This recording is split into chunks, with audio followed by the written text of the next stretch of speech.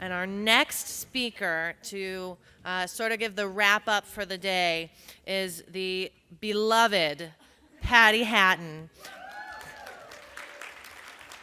I can tell that many of you in the room already know and love her, but Patty is the therapeutic recreation specialist at the Muhammad Ali Parkinson Center, and she's the community outreach and wellness program at Barrow Neurological Institute. Wow, that is a mouthful. And as you know, Patty is fabulous, and Patty is going to talk you through sort of next steps, takeaways for now that you have had this experience. So I will turn it over to Patty. Thank you. And that's how I do this. Some of you know me and you know how bad I am at this stuff, so we'll do the best that we can. You know what? Thank you so much. I feel so fortunate to have been part of today, not only with the experts, but with all of you, and I care so much about caregiving in general, so I know that it's been just a great day. We've arrived at the end of the day, and I have talked with many of you and see that you have all learned, and from learning from our experts and sharing from each other, it's just been fabulous. I sat through some of the last sessions and heard actually some people go, oh, aha. And those aha moments, and everyone got different ideas about what collaborative care is. Everyone's developed new possibilities for strategies, and I'm hoping that everyone is taking away today some tools, some new tools that are going to get packed into that care partner toolbox. It has just been a great day. So we're going to spend about the next 25 minutes or so reviewing some key points from our experts today, as well as put together an action plan for collaborative care. We want to harness the energy. I know it's the end of the day and maybe people are tired, but there still is a lot of energy out there so that you can go home and go back to your community to implement steps for better care, not only for your loved one, but also for yourself. Okay, so moving forward, the pre-summit, when you first registered for the summit, you actually filled out a survey. I don't know how many people remember doing that, but everybody did. And the 4 questions, I pulled 4 questions that I thought were really vitally important and very meaningful. And the questions that they asked you to answer were, I know where to find support, resources, and information about Parkinson's and Parkinson's caregiving. I feel confident in caring for my loved one with Parkinson's today. I am able to find joy in my caregiving role, and I incorporate collaborative care strategies, caring for myself while caring for my loved one, into my daily life. And I hope that today you've learned some strategies that will help you feel more competent and confident in your caregiving. But the big question is how do we move forward from here?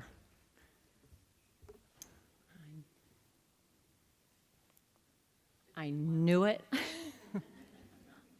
Okay, all right. So after today's presentations, how many of you have a new outlook on what collaborative care is?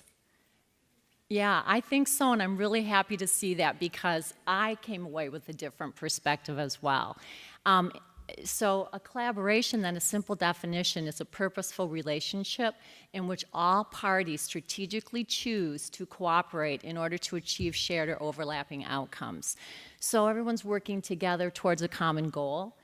There's a lot of cooperation, and there's going to have to be a lot of communication. So from the picture, you can see that there's a whole lot of people that are gathered around trying to get that very brave lone individual up there to the top of that human pyramid. It took a lot of cooperation and communication to get him up there, and I know that it takes a lot of cooperation and communication among all of us to get our loved ones where we want them to be. So in today's healthcare delivery system, collaborative care often refers to the relationship and dialogue between the physician-provider and the patient.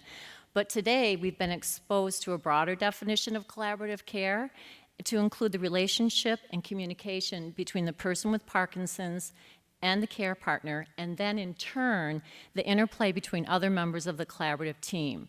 The goal of collaborative care, of course, after we've heard this so many times today, is better health-related outcomes for both the person with Parkinson's and the caregiver. Okay. So collaborative care really is a huge team effort. And we heard that from many of our speakers today. Annie did a great job of going over how to expand your team. So as a couple or a family unit, managing Parkinson's together makes the journey a lot less lonely and much more successful. The benefits of collaborative care, having people on your team, includes expertise from professionals, physicians, therapists, social workers, counselors, nurses, and more. And these professionals can assist you in accessing resources you would never know existed on your own without them. And then I think particularly true, too, that as Parkinson's progresses and you start to manage the cycle of change and your reaction to the physical, emotional, or psychosocial changes that might occur, you know that the collaborative team is there and you can expand it to meet your needs as time goes on. And I think it's also really important, too, and I think Annie touched on this a little bit, you can get better at collaborative care. It may not be the most natural thing in the world for you to reach out to other people or know who to put on your team, but asking for help, will happen, and you can get better at that as time goes on. So I think that that's really good. It's very appreciated. So, collaborative care. Here's this graphic that shows sort of what collaborative care is. I'm hoping it shows it quite well. There's a person with Parkinson's and there's also the caregiver, but you'll notice that those arrows, of course, are going between the two of them. You can't have it be a one-way street. You've got to have it going both ways. And then from the two people there, you've got looking at your collaborative care team as well. And if you look at those pictures, I think the expected people are there, the physician, the nurses, the therapists are there, but there's also family member, friends. I know my plumber helped my dad probably more than anybody else did. So you never know. Those unexpected people come through. The yoga instructor, all of those people can be part of that team because we're rarely trained to do the broad range of tasks that we're asked to do as care partners. So as a result, for example, you might end up with some back pain because no one ever trained you. You didn't work with a physical therapist to learn how to transfer your loved one in and out of a car or in and out of bed.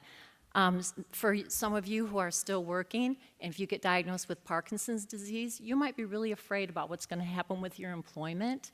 You might have to think about going on to disability. How can you do that? You have to find an expert to help you with that. You find yourself trying to figure out, this came up with the Aware and Care kit in the hospital. How doctor tells you to take your medication on time every time, but your family physician has only given you the direction of taking it 3 times a day. You got to call the nurse to figure out what that means. So the collaboration with professionals and friends can assist in many ways. One of the big things that really, really at least came home to me today was all the talk about communication. So everybody talked about communication. Sheila, one of the best things that I thought she said was be brave to have those hard conversations. I think many of us are very afraid to have some conversations with our loved ones, and we don't know how to bring up those hard topics. So learn to be brave, I thought was great. Sheila, Dean, and Angela, and others talked about the need to set aside special time so that you can really have a meaningful conversation. That was a huge walk-away point. Set the table time on the 19th. So that it is turning off the TV, having that direct time, and as we learned, communication for someone with Parkinson's as time goes on gets more and more difficult, and we really do need to take the time and set up an environment so that we can talk well to them. And so I think all of those are really important. The intimacy talk I thought was also really very good. I just wanted to bring up about holding the intention of coming closer. I really appreciated that there's all kinds of ways to be close to a person, and it doesn't always have to mean sex. And I look out at this room, and I know so many of you. We actually had a dance instructor that came once to give a demonstration, and I know some of the people in the room were here for that. She had people dancing as couples, and just that response of holding someone's hand or putting your arms around each other and moving across the floor, I could see a glow in the eye, a smile on the face. Just from that, being able to do that, it was wonderful. Okay? So While all of this sounds really great, and it really does sound good, is there any scientific evidence to show that it works? So collaborative care does have a lot of buzzwords: self-management behavior, interdisciplinary care, multidisciplinary care, and chronic disease management. The bottom line, is there really evidence to show that this type of approach to managing Parkinson's work? And yes, there is. So the first 2 bullet points up there from the California Healthcare Foundation, which is an independent nonprofit philanthropy that focuses on improving the healthcare delivery system for Californians. They did an extensive literature review, and they found out that collaborative care does improve health-related behaviors. That's following a diet, exercising right, taking your medication. So of course, as a result of that, people are going to have better outcomes. And they also showed that because people are talking to each other, the patient and the caregiver are all part of that decision-making process, that their health-related behaviors, of course, are better. Why wouldn't they be? People have bought into it. They help develop it. So that increases the chance of follow-through. But I think this last study is one that I find probably the best, and that's because it's PD-specific. And it came out of the Center for Movement Disorders in Ontario, Canada. And patients were randomly placed in 2 groups. The first group was the intervention group, where they were allowed to see a movement disorder specialist, a social worker, they had therapists, they had multiple people on their team. The second group, which was the control group, only had access to a general neurologist. They did pre and post testing, and about the 8-month point, and this went on for 8 months. And at that point, they retested everybody. And it was the significance and the change in the scores were pretty interesting. So the 2 groups they were followed, the first group had higher scores on quality of life. There was decreased caregiver strain, and there was significant improvement in total UPDRS scores. And that's the testing that your movement disorder specialist is doing with you all the time. So bottom line, collaborative care really does work. So everybody in this room really does have the potential to be the us in creating your own collaborative care team. And I really want to take a minute to think about, what is your big takeaway from today? What will you take back to your own relationship? What are you going to go home and try? And also, that there's about 215 people who registered for the summit, and we know that that is just the tip of the iceberg. There are a lot of other caregivers that never managed to be able to come to something like this. So what can we do to go back to our own communities to help other people who are caregiving to better their chances of being successful at this? And what can you take back to your own support groups? How many people in here are in a support group? Okay, and so there's a lot of people here that aren't here today. What are you going to be able to tell people in your support group that can help them? So I'm going to open this up. Can anybody share what is their big takeaway from today? Caregiver strain.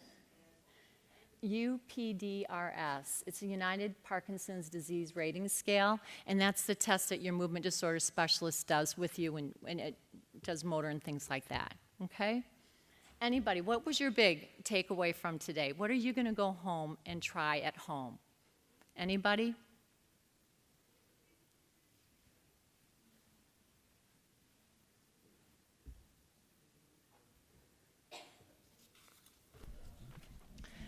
I was impacted by both the complexity and the simplicity of communication, and how I think of myself as a pretty good communicator. My husband and I have some pretty good communication opportunities with each other, and challenges, and we fall on both sides of that coin often. But I took a lot of notes, and I'm really glad you said that your slides were going to be available.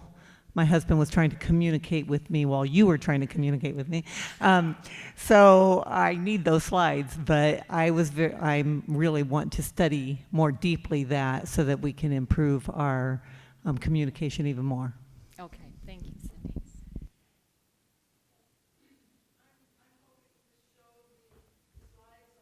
Different talks to the support group that I facilitate, and none of us in Hilo, Hawaii knew about the share and care bag or to take to the hospital, so I want to order those for our whole group, and I just loved today. It was wonderful. Thank you. Yay, thank you so much for saying that. Uh-huh.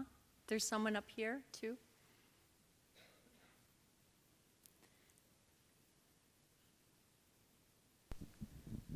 I also have a support group for Spanish language, and I'm going to take back the Building the Care team. And along with our talk on Hispanic caregiving in the Hispanic community, we tend to want to take care of everything, and I really enjoyed the talk. But it goes along with building that team because everybody in the family wants to be part of it. It's nice to start assigning things and you feel like you have support from your family. Your loved one has support from everybody in their family. It's really important to us, but it gives me a goal to, okay, I want to do it all, but I have this great team that also wants to do it, so I'm going to take that back and encourage that with my support group. Oh, that's fabulous. That's great. And I think we're really lucky that we are starting to have more opportunities for our Hispanic groups. Claudia's done a great job because it is different. There's cultural differences, and it's nice to see that that's recognized. There's a different approach to that collaborative care in the family. So anybody else? Oh, back there. I would hope that in the future, the Parkinson Foundation would have a site so that all of us who are going to be doing things in our community and in our groups, we could share with each other, because that would be a way for all of us continuing to grow and help each other. I would just add, we do have on our website, parkinson.org, an open caregivers forum if you want to pose questions and answer with other caregivers. See, that's why we have experts, because they know all these different things.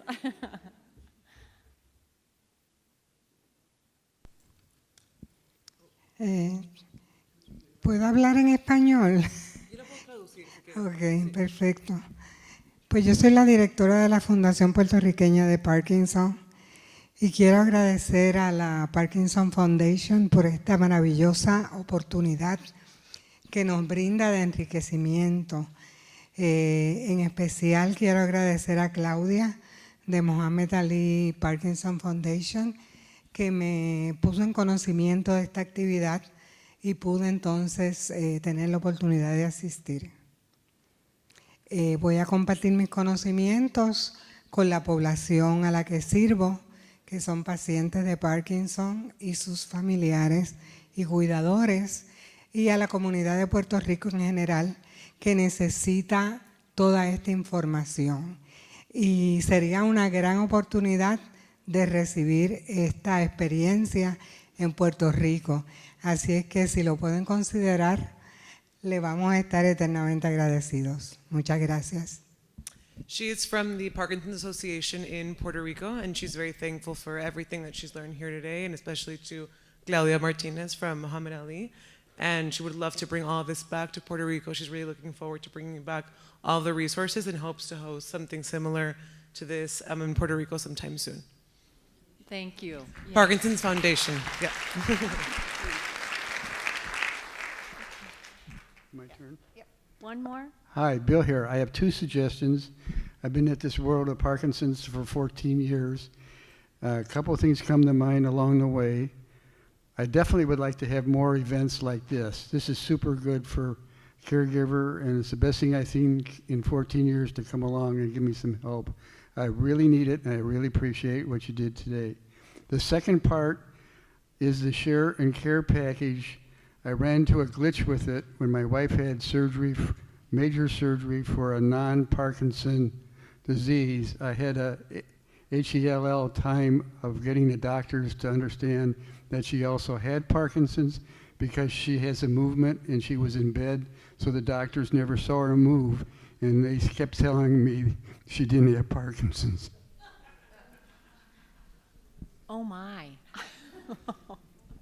Okay, thank you for sharing that, Bill. Yeah, I think it's really important to always remember that we have to be advocates too. No matter how many tools we have, we still have to use those and be advocates. So, and I know you are, and I know a lot of you are as well too.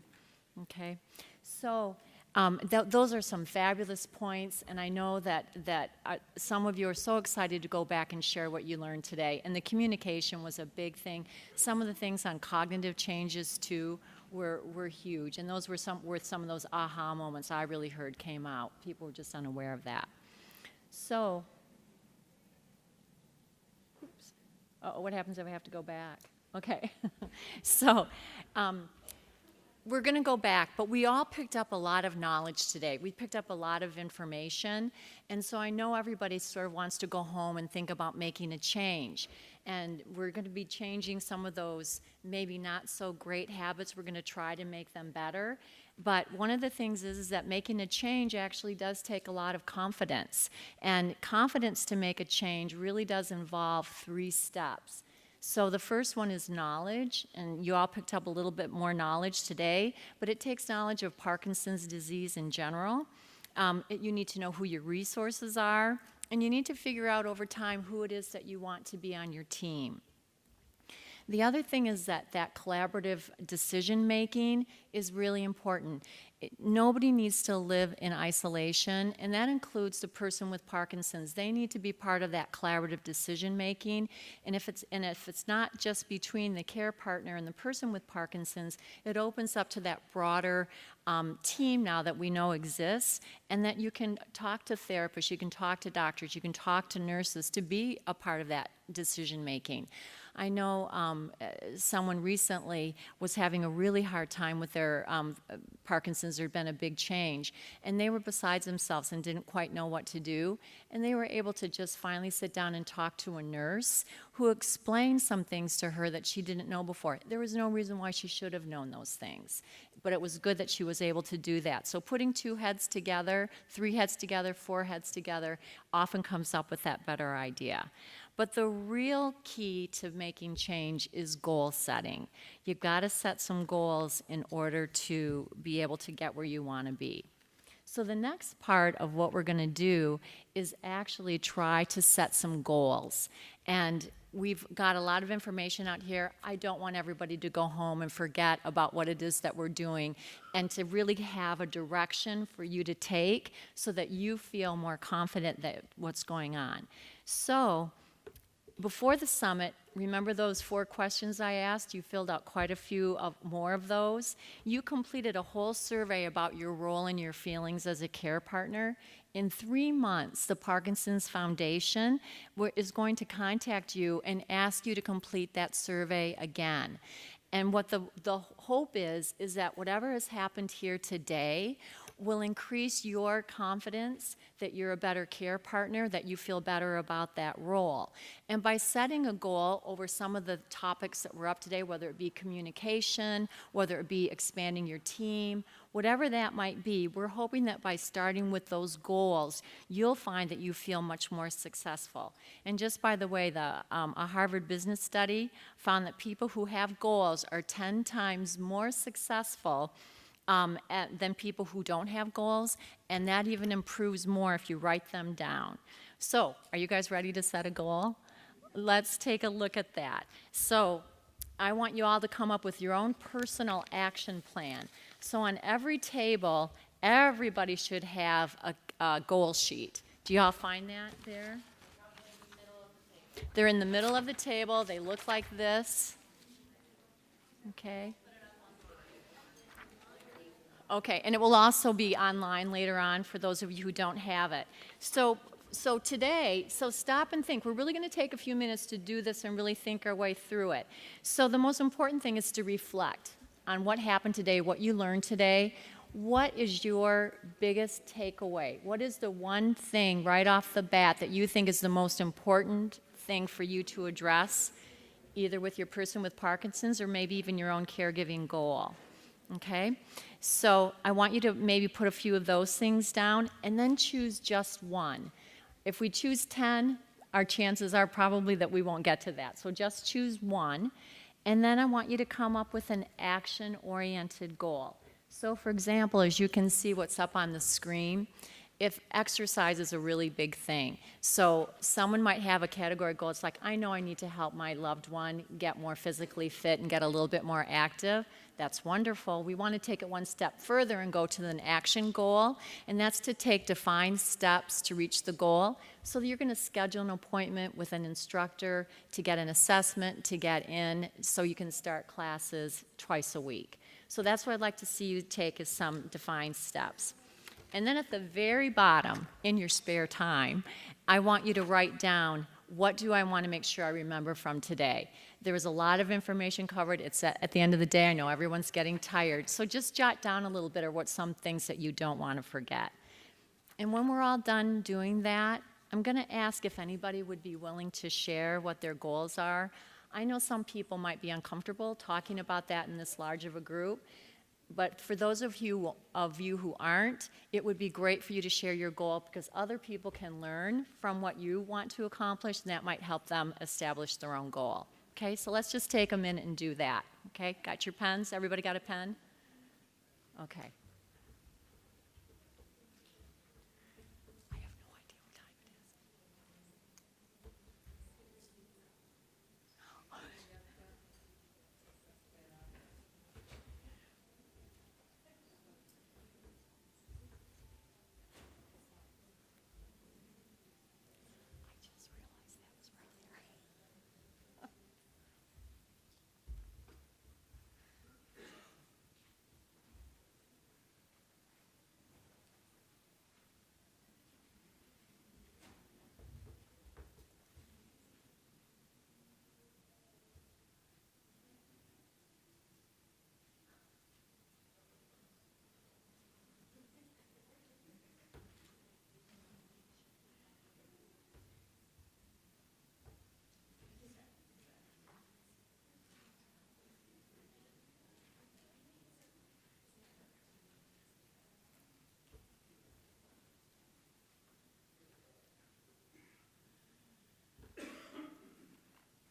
Oh, this is good. I see busy pens.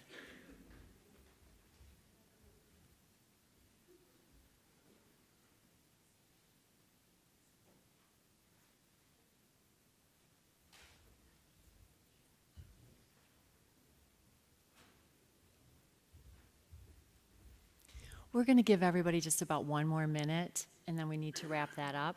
We also have one person who's already ready to share their goal.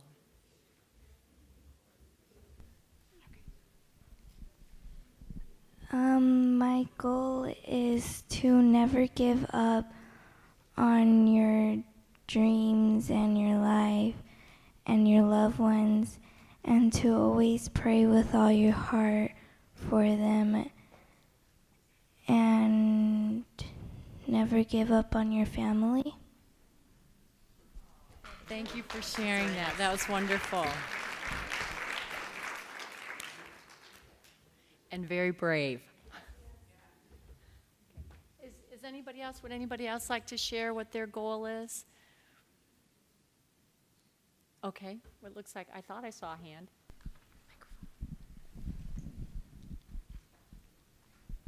Schedule time to talk, remove distraction, create suitable environment, initiate talk with my needs, my understanding, ask how, what my partner would like, with clear understanding and consent, act.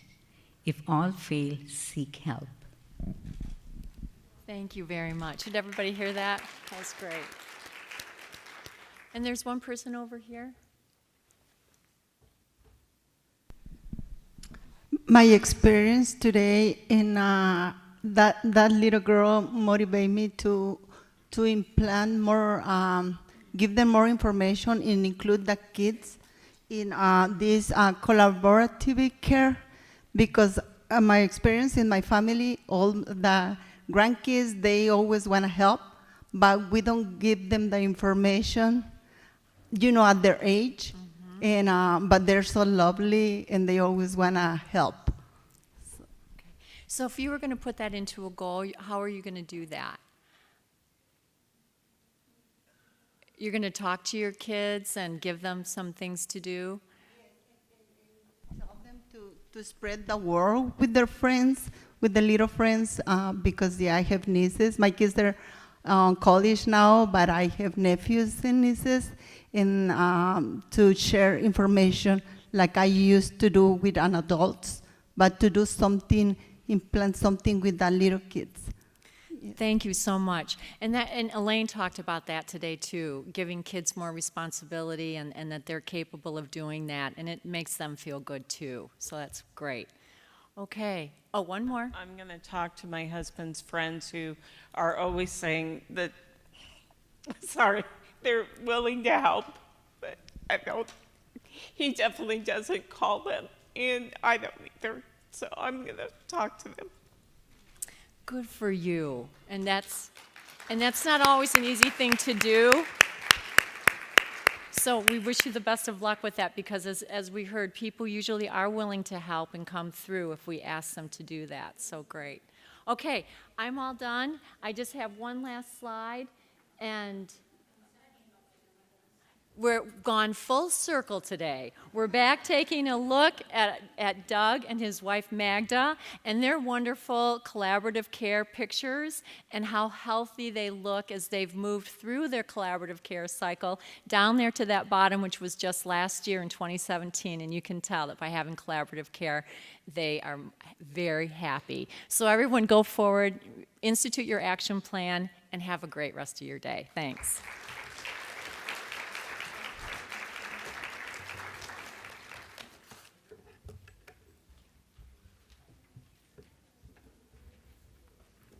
Thank you so much, Patty. I hope that you all have some really great goals ready for the day. So we are wrapping up, and then we will be on our merry way. I'll let Lisa give a little more for you. How wonderful to end today on a note that you have takeaways with, because this isn't a one-day job, right, and a one-day moment of collaborative care. This goes beyond these four walls. When you go home and to your community and all the things you just shared with us this morning and this afternoon, we're thrilled that you're able to gain new knowledge, new comfort level and understanding, and know that the Parkinson's Foundation is there with you every step of the way. And we also hope that you made some new friends today. People sitting at the table that you maybe have not known before. I've met a lot of new friends today. So that's another way of collaboration with each other. Wanted to also let you know, during the panel discussion, we were talking about some frustrations of health professionals and knowledge about Parkinson's. And I want to let you know that the Parkinson's Foundation is very proud of funding trained health professionals across many spectrums. And I just wanted to let you know that we put funds and money to train professionals who are nurses, who are physical therapists, who are occupational therapists, who are speech and language pathologists, who are music therapists, and social workers, and neurologists. And we do fund fellowships for movement disorder specialists and nurses. We take this seriously, and we are committed to train individuals who are touching people with Parkinson's, and you have our commitment. Now, and now a moment for some other accolades and congratulations for that we want to give a shout out to our amazing planning committee who have worked tirelessly for, I would say, about 10 months or so. Every other week, everybody had assignments. They brought together and helped us put together a stellar panel of presenters and panelists. And I want to acknowledge, and please stand when I say your name, Karen Balaban, Patrice Hatton, Claudia Martinez, Darylyn O'Donnell, Leslie Peters, Lisa Seghetti, and Doug Zabor. Please give them a round of applause. Woo! And don't worry, we do not have a phone call next Wednesday at 3 o'clock. We're done. Yes, and while we're doing thank yous, I want to say one more time, a huge thank you to our presenting sponsor, Acadia Pharmaceuticals. It has been such an amazing day here in Phoenix that will resonate throughout the country and around the world much beyond today, and we're so grateful that they've helped us make that a reality.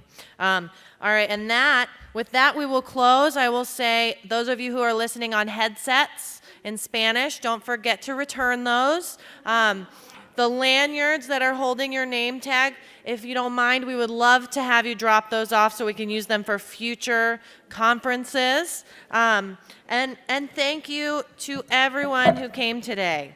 And please remember to share this information with your communities.